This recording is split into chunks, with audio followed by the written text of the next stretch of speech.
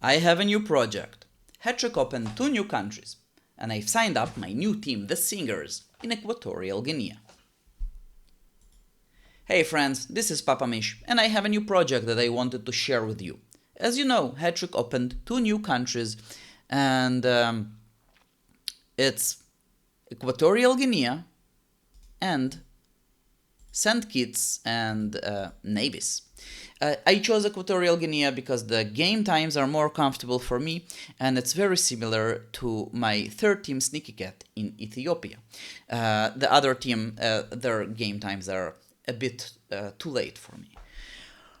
So, as you could see, in recent years, every few seasons, Hattrick will introduce new countries to the game. It started 22 seasons ago, after a long wait of about 20 seasons, which is over 6-7 years. Hattrick started introducing new countries to the game. The first batch was Sao Tome, Guam, Curacao, Comoro, and Sri Lanka. I started a new team in Sao Tome and Principe, tried to be competitive. It was okay, but not like top level. After 3 seasons, Hattrick opened 2 new countries, that was Congo and Ethiopia.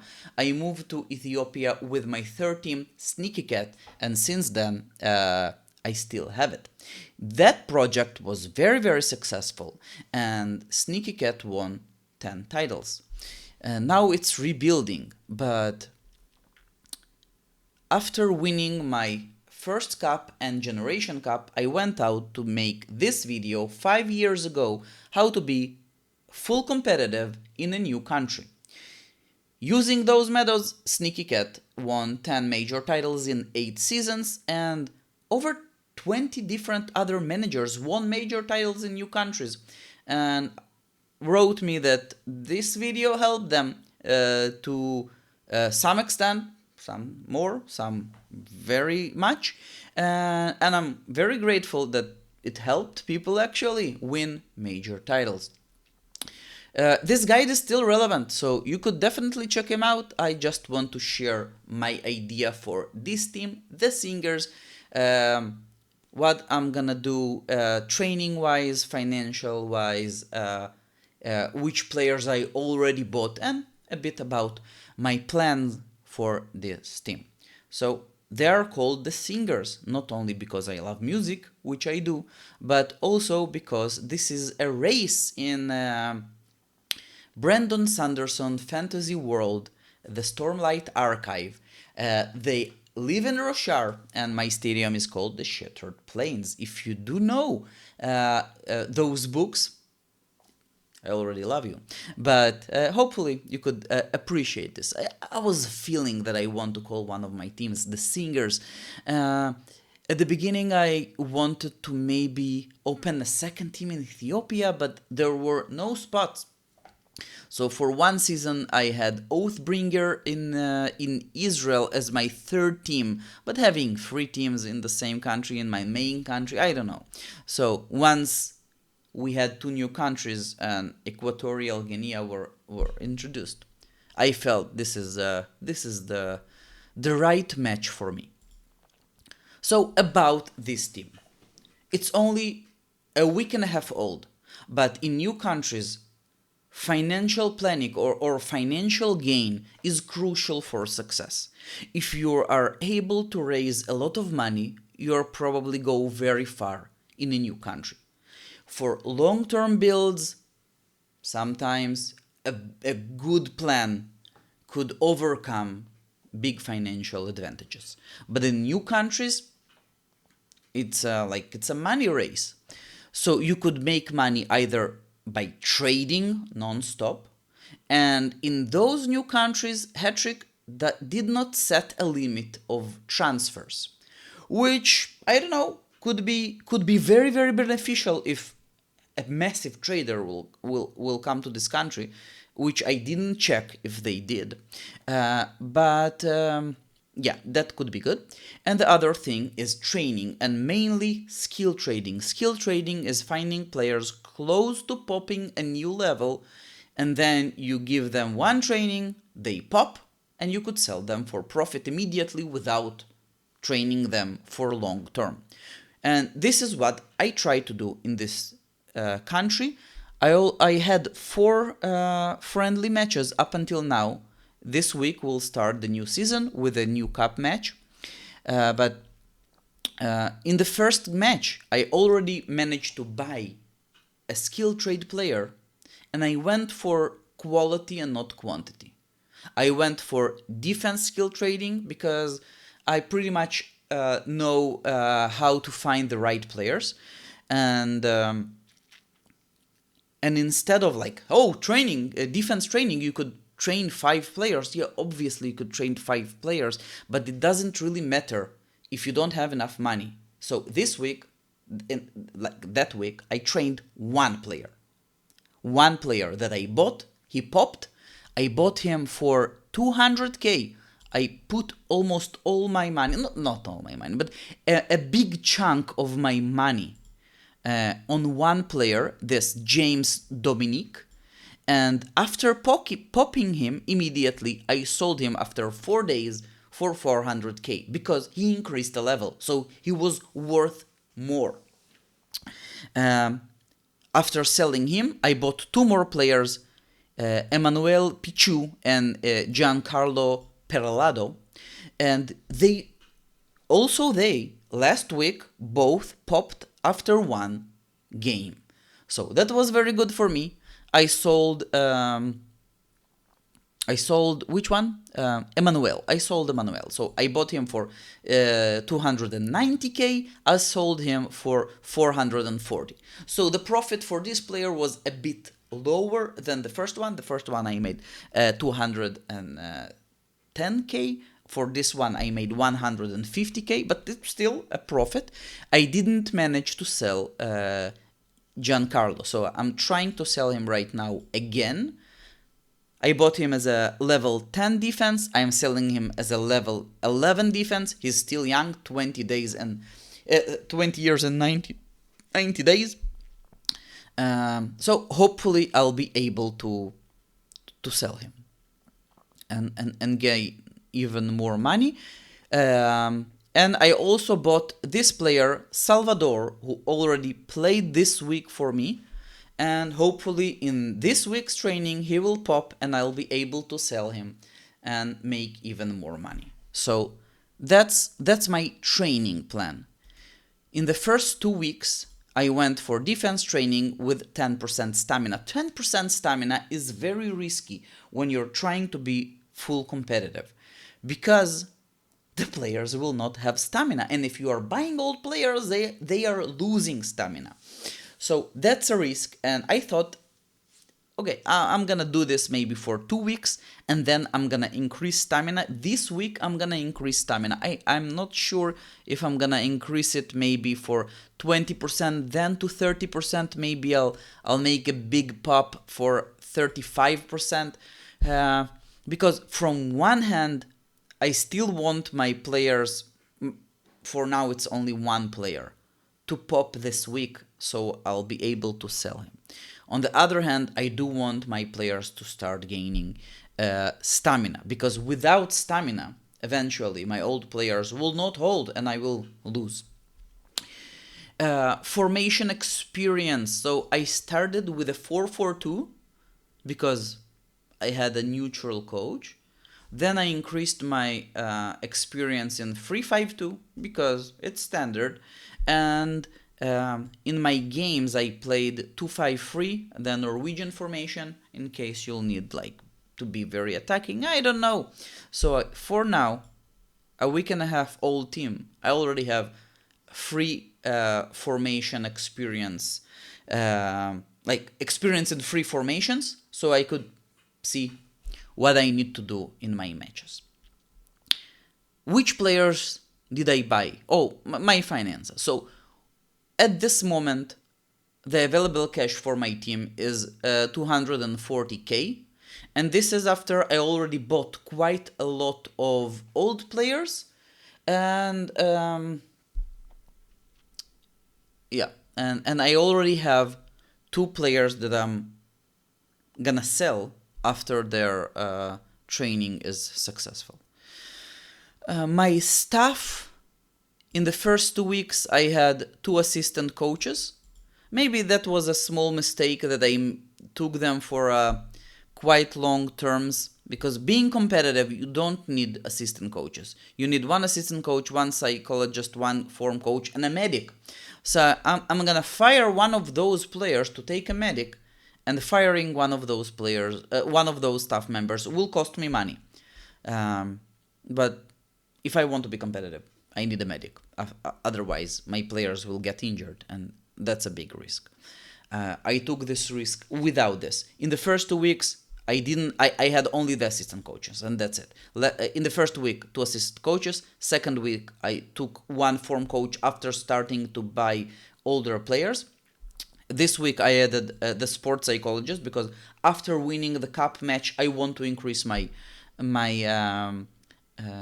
team spirit and team confidence, and I'm gonna fire one of the assistant coaches and take a medic, because that's what I need to do.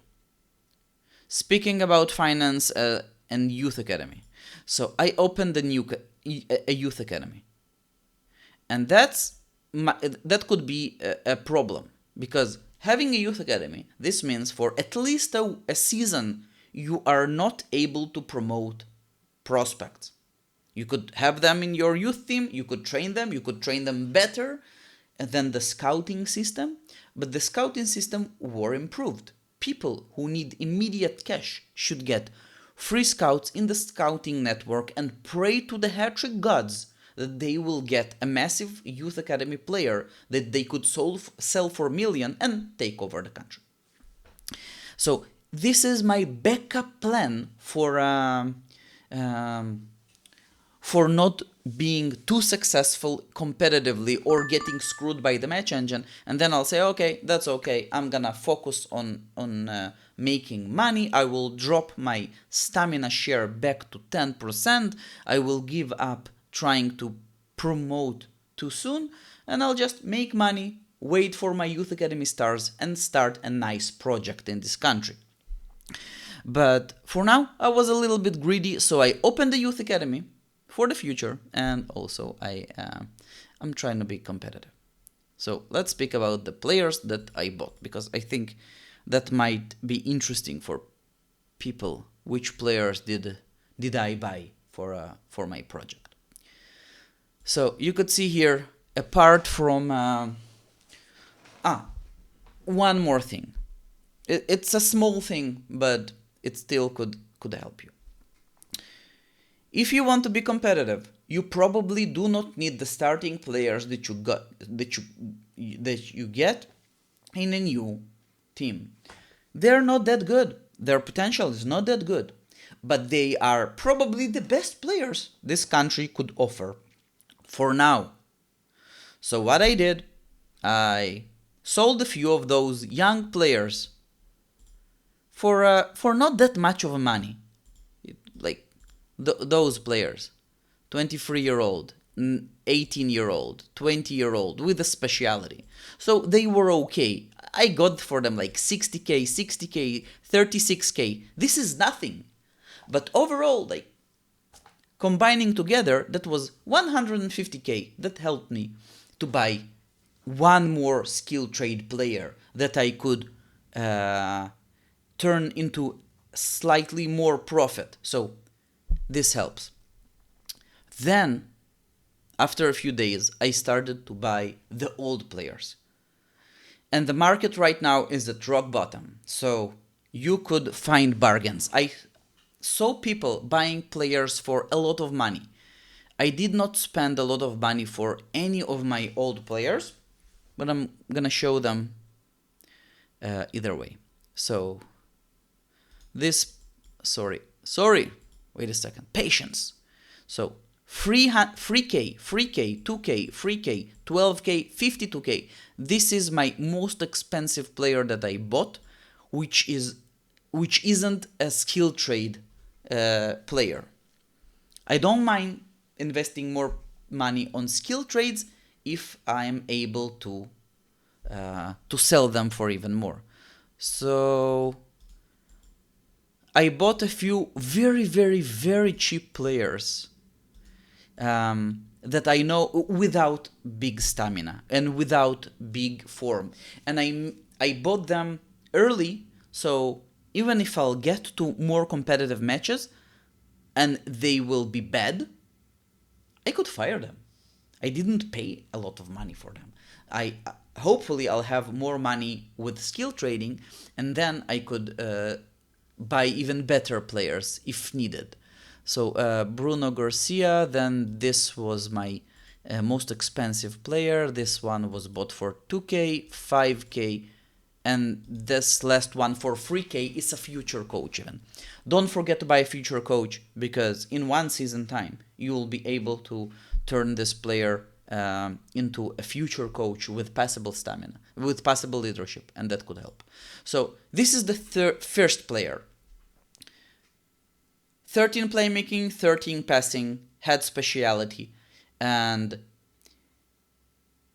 you could have been buying players with very low agreeability before the team spirit reset. That could help you a lot, because buying such players right now will drop your team spirit. It could help. It could be a problem when you're playing a competitive match against also a strong team that does the same thing as you. You don't want to lose team spirit. But before in the off season, I gladly bought this player for 3k.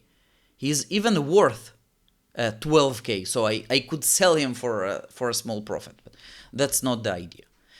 His form is 6, his stamina is only 4, so if I'll increase those, he could be a nice inner midfielder. The next one is 14 playmaking, 12 passing, and even a set piece taker, which is nice. This one, I don't know, he's a 40-year-old. I bought him as a 39-year-old. I paid 2k for him, so I don't really, it doesn't really matter. He could be a nice center defender with 8 defense and 12 playmaking. He could also be a substitute, because with all those old players, you probably will need to do stamina substitutions. So for 20 or 30 minutes, his stamina of 2 won't really matter if his form is okay. And also, for no money at all, I didn't really care to buy him. This player also was like, I bought him for 3k and he's worth 30. So I might sell him for a small profit and then use this money to buy even better players. But yeah, nothing much. 14 playmaking with a speciality, 5 passing. Then I bought 2 forwards. This one 11 scoring and 12 passing. Not that good, but also not that expensive. 12k. This is my most expensive player. I bought him for 50k. He's worth 100k. Might sell him. Double 13. Then one wing back. Also a very cheap player. 12 defense, 9 wing. And this one is even better. 12 defense, 12 wing. Again, the only problem, as you could see here, all my players are at very low stamina. So I'm gonna pop my stamina right now, and the problem with popping stamina immediately is having a lot of players dropping form. So I'll need to suffer the form drop or hope for a good training for me, and that's it. This player, his form is like 2. I didn't buy him for the form. I didn't buy him for the 14 wing, which might be interesting eventually, but I bought him because he's a future coach. Magnificent experience with passable leadership. That's it. Those are my players. So as you could see here, it's 1, 2, 3 inner midfielders, 1 center defender, 2 wing backs, and 2 forwards. I don't have wingers. I thought that at one point I might switch from defense skill trading to wing skill trading, but one of my defense skill trades didn't sell, and wing players are more expensive than defense players. So I don't know. Maybe I will buy old wingers as well. Match wise, my first cup opponent is a bot. So I'm not worried. I'm not worried for tomorrow. For not tomorrow. The day for Wednesday. I'll probably win in a big margin. Don't forget to play pick if you're playing an easy match. Even with a coach without a lot of leadership, that team spirit management is more problematic. You could still gain a few pick games if you have easy matches. So that could help you. In my league, I didn't see any like major players going for the old player strategy. Maybe this player, he bought 14 players. That's a lot. We'll have to see this. But what I'm really interested about, yeah, I could see it's like 14 players. Most of them aren't that expensive, but yeah, 32-year-old, 17-year-old, 32-year-old, 17-year-old. So is combining 17-year-old, 17-year-old. When I see people buying a lot of 17-year-old, maybe they are trying to train, and then the stamina will be low, and then they are not that competitive. I guess two teams are promoting in new countries, so trying to promote won't be a huge deal, but who knows. I'll see if I'll have major competitors. Looking at the country statistics is always interesting to look at wealthiest teams and top salaries. Top salaries, we have a team here paying a salary of almost 200k. And if I'm not mistaken, he bought like 2 players who take major wages. I don't know why he's done this. Either he'll try to sell them for profit or not, but like, he bought this player for 3k. This is nothing. But his weekly salary is 100k a week. So this player could dry him dry and leave them with no finance at all. This player, he even like bought him for a lot of money, and also he'll take a lot of salary. So I don't know. It will be interesting to see what's happening there. We could also see if something similar is happening in the other new country in Saint Kitts. We could look at statistics and top salaries. Oh, Saint Kitts. No, 117. Still high, yeah? This is still high. So that's it. That's basically my team. This is my idea of what to do here. I'm gonna try to rack a few victories from the start to get some team spirit and team confidence going. I have formation experience in 3 formations. I could use the 4-4-2 to play defensively against teams that gonna take midfield control from me, and I could vary between the standard 3-5-2 and 2-5-3, and yeah, one of the things is skill trading with quality and not quantity. So even if I train defense, I still gain experience in those formations like the 2-5-3 Norwegian, and at that friendly game I only trained 1 player, but he did pop, so that was the only thing mattered. And I don't have a goalkeeper yet. One more small thing. We have all those bonuses that you get from opening a new team.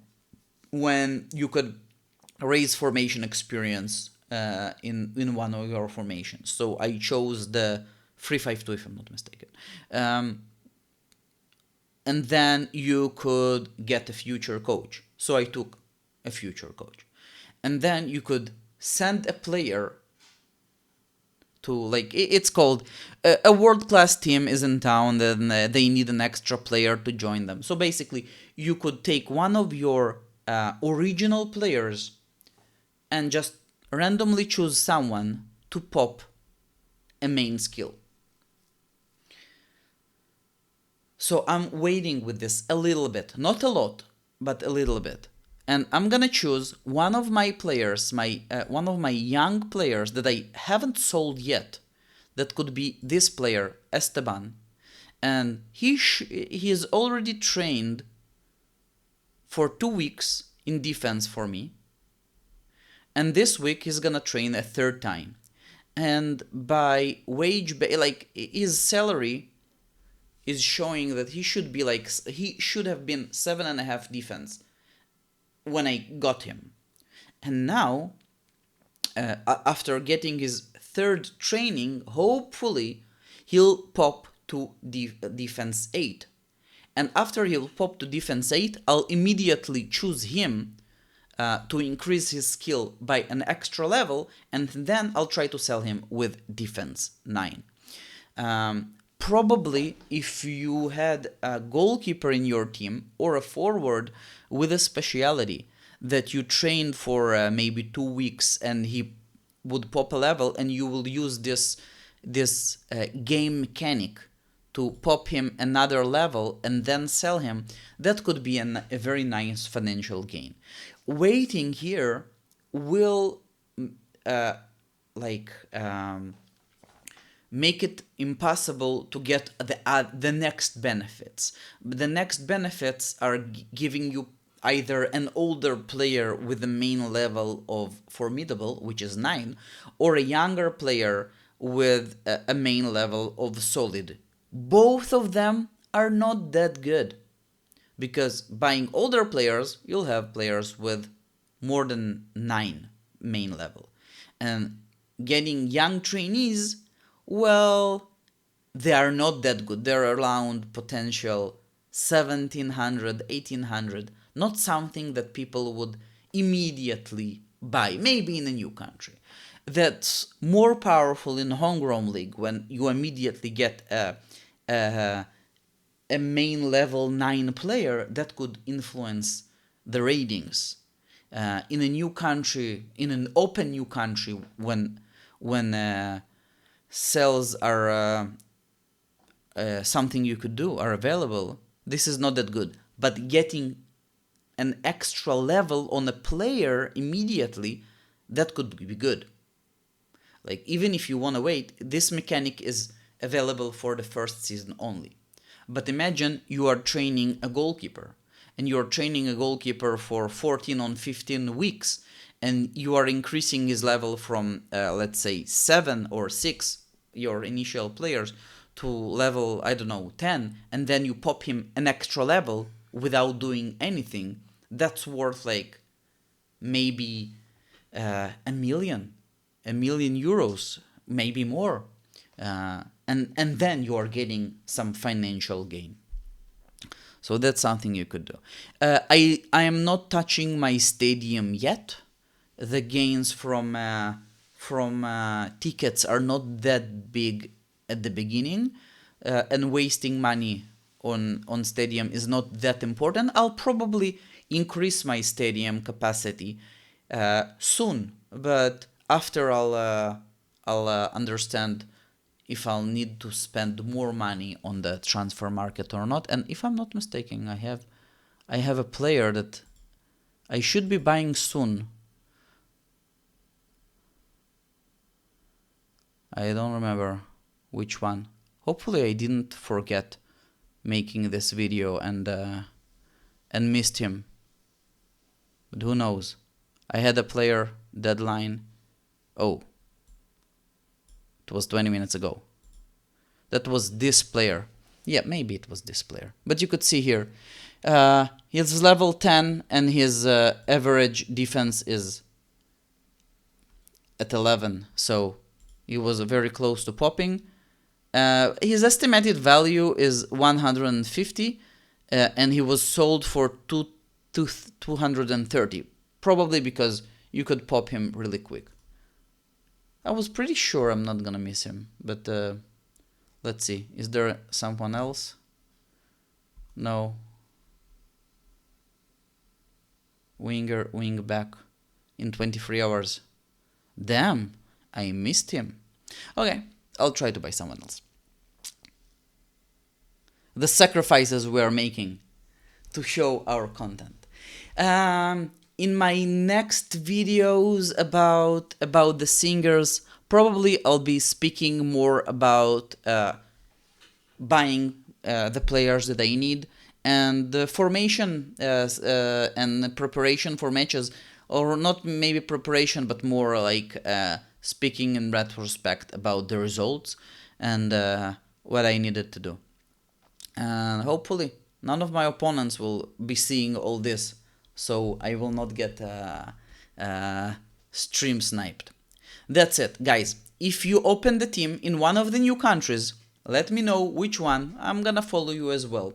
And as always, Hattrick is more than a game, it's a community. Hopefully you'll have fun and you enjoy this new take in a new country. See you next time.